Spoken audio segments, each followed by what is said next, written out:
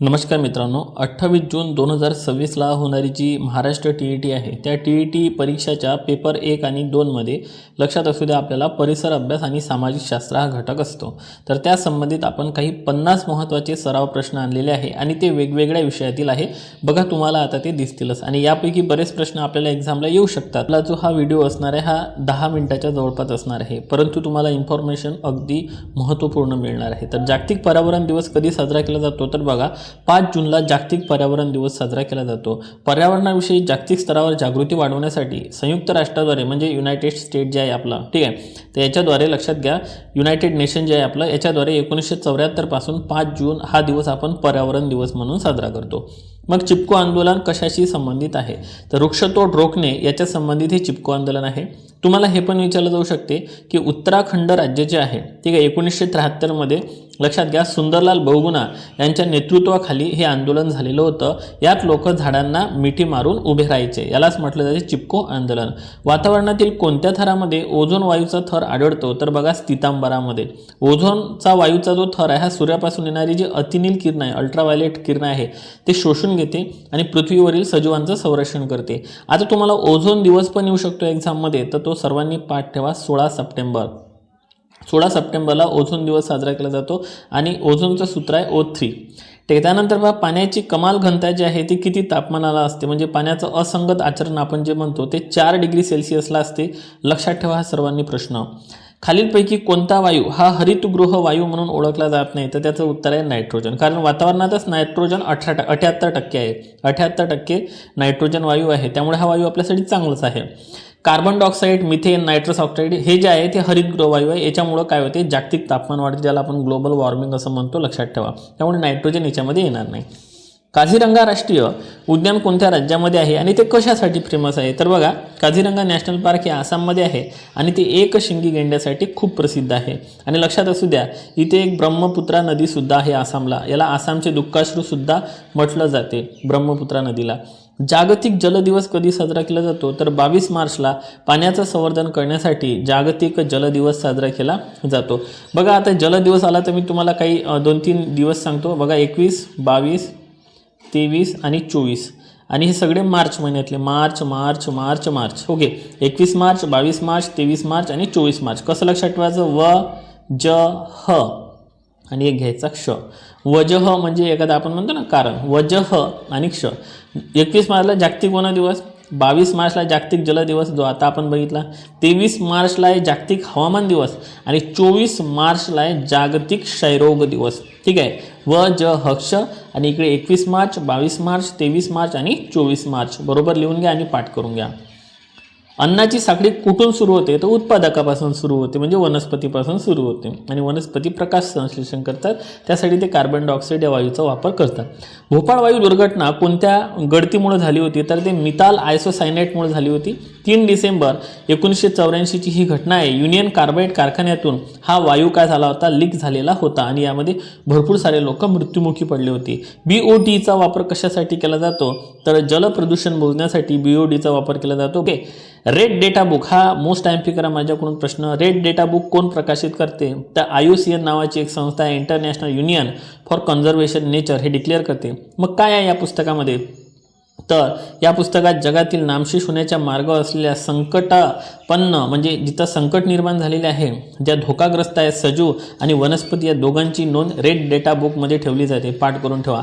मानवी कानाला ऐकू येणाऱ्या आवाजाची वारंवारता किती असते, 20 हर्ट्ज ते 20,000 हर्ट्ज इतकी असते आणि यापेक्षा कमी आवाजाला काय म्हटलं जाते लक्षात घ्या, अवश्राव्य ध्वनी। 20 हर्ट्जपेक्षा कमी अवश्राव्य ध्वनी आणि जास्त जर असेल 20,000 हर्ट्जपेक्षा तर तो श्राव्यातीत ध्वनी तुम्हाला लक्षात ठेवायचा आहे।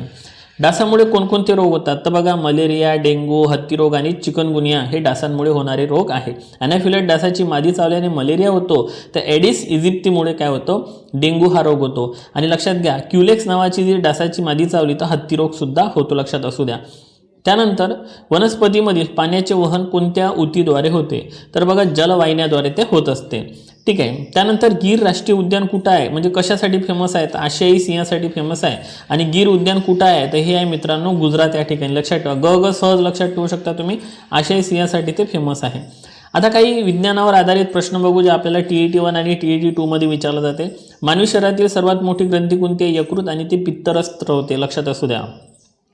स्कर्वी कशाच्या अभावी होतो? तर व्हिटॅमिन सी मुळे. आता आपण मागं खूप साऱ्या डिटेल्समध्ये व्हिडिओज घेतलेला आहे विज्ञानावर, तुम्ही बघून घ्या.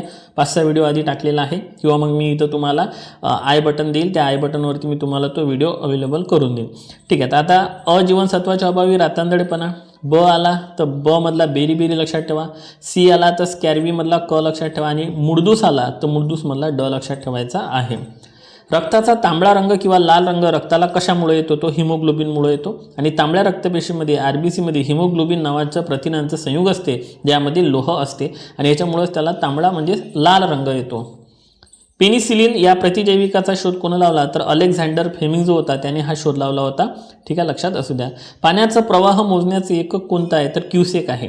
क्युसेक म्हणजे क्युबिक फीट प्रति सेकंद इतकरी असते. ते नदी धरणातून पाणी सोडलं जाते, ते या प्रमाणात मोजलं जाते. येऊ शकते तुम्हाला की क्युसेक काय आहे? तर पाण्याचा प्रवाह मोजण्याचं एक साधन आहे.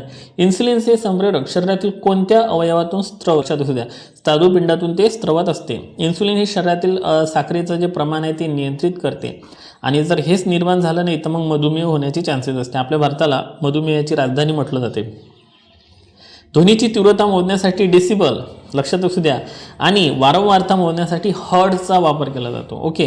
सामान्य संभाषणाचा आवाज हा 60 डेसिबल असतो, आणि 85 डेसिबलपेक्षा जर जास्त आवाज झाला तर आपल्याला बहिरेपण सुद्धा येऊ शकतो. मानवी शरीरात एकूण हाडे किती असतात? तर 206 असतात. प्रौढ मानवी शरीरात 206 असतात, पण बालकांमध्ये ही संख्या सुमारे 300 पर्यंत असतात. नंतर ते एकमेकांना जोडली जातात, म्हणून ते 206 पर्यंत येतात. गांडूळ हा प्राणी कोणत्या संघामध्ये येतो? तर ॲनिलिडा संघामध्ये येतो, लक्षात घ्या. आणि गांडुळाला शेतकऱ्याचा मित्र असं म्हटलं जाते. ठीक आहे. आणि गांडुळाचं शरीर हे खंडीभूत असते, तो एक शेतकऱ्याचा मित्र आहे.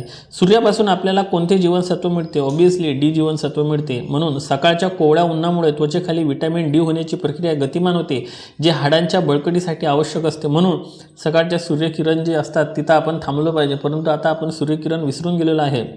शुद्ध पाण्याचा pH किती असतो? तर 7 असतो, आणि तो उदासीन असतो, लक्षात असू द्या. pH स्केलवर 7 हे मूल्य उदासीन दर्शवते. 7पेक्षा कमी असलं तर आम्लधर्मी, आणि 7पेक्षा जास्त असलं तर आम्लारी धर्मी असते, हे आपल्या सर्वांना माहीत आहे. सगळे आपल्या स्टेट बोर्डच्या पुस्तकातले हे पॉईंट्स आहेत.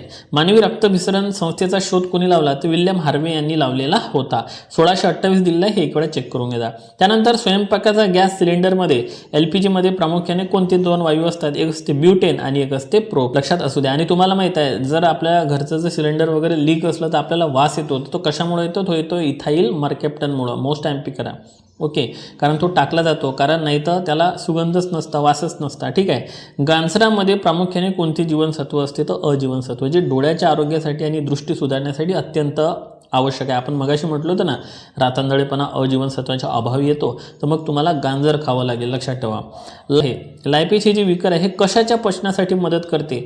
तर स्निग्ध पदार्थासाठी हे मदत करते. जठर आणि स्वादुपिंडातून स्रवणारे लायपेज हे चरबीचं विघटन फॅटी ॲसिडमध्ये करत असते. आता आपण इतिहासावर काही प्रश्न बघूया, जे की तुम्हाला परिसर अभ्यास आणि सामाजिक शास्त्रामध्ये विचारले जातात. छत्रपती शिवाजी महाराजांचा राज्याभिषेक कोणत्या किल्ल्यावर झाला? तर रायगड या किल्ल्यावर झालेला होता राज्याभिषेक. 6 जून 1674 रोजी गागा भट्ट यांच्या हस्ते किल्ल्यावर शिवरायांचा राज्याभिषेक झालेला होता, आणि ते छत्रपती झालेले होते. भारताचे पहिले उपराष्ट्रपती कोण होते? तर डॉक्टर सर्वपल्ली राधाकृष्णन हे भारताचे पहिले उपराष्ट्रपती होते, लक्षात असू द्या. त्यांचा जन्मदिवस 5 सप्टेंबर भारतात शिक्षक दिवस म्हणून साजरा केला जातो. आर्य समाजाची स्थापना कोण केली? तर स्वामी दयानंद सरस्वती यांनी 1875 मध्ये मुंबईला केली होती, आणि त्यांनी संदेश दिला होता वेदांकडे परत चला. परंतु ही शाखा 1877 मध्ये लाहोर या ठिकाणी नेण्यात आली होती, उत्तर भारतामध्ये. भारतीय राज्यघटनेचे शिल्पकार कोणाला म्हटलं जाते? डॉक्टर बाबासाहेब आंबेडकर यांना भारतीय राज्यघटनेचे शिल्पकार म्हटले जाते. ते मसुदा समितीचे अध्यक्ष सुद्धा होते. मग मसुदा समितीची तारीख विचारली तुम्हाला, आता लक्षात ठेवा, 29 ऑगस्ट 1947. त्याच्यामध्ये एकूण 7 सदस्य होते. अष्टप्रधान मंडळाची स्थापना कोणी केली होती? तर अष्टप्रधान मंडळाची स्थापना छत्रपती शिवाजी महाराजांनी केलेली होती, आणि यामध्ये 8 मंत्र्यांचे मंडळ होते. ग्रामपंचायतीचा प्रशासकीय प्रमुख कोण असतो, तर तो असतो ग्रामसेवक, लक्षात असू द्या. आणि ग्रामसेवक हा जिल्हा परिषदेचा कर्मचारी असतो. ग्रामपंचायतीचा सचिव व प्रशासकीय प्रमुख म्हणून तो काम पाहत असतो. राजकीय प्रमुख हा सरपंच असतो. आनंदमठ कादंबरीचे लेखक कोण आहे, तर ते आहे बंकिमचंद्र चॅटर्जी. आणि याच कादंबरीतून वंदे मातरम घेतलेले आहे. आणि सध्या ही ही आहे वंदे मातरम, याला 150 वर्ष पूर्ण झालेले आहे, त्यामुळे चर्चेमध्ये आहे. मूलभूत हक्काचे रक्षण करण्याची जबाबदारी कोणावर असते, तर सर्वोच्च आणि उच्च न्यायालयावर.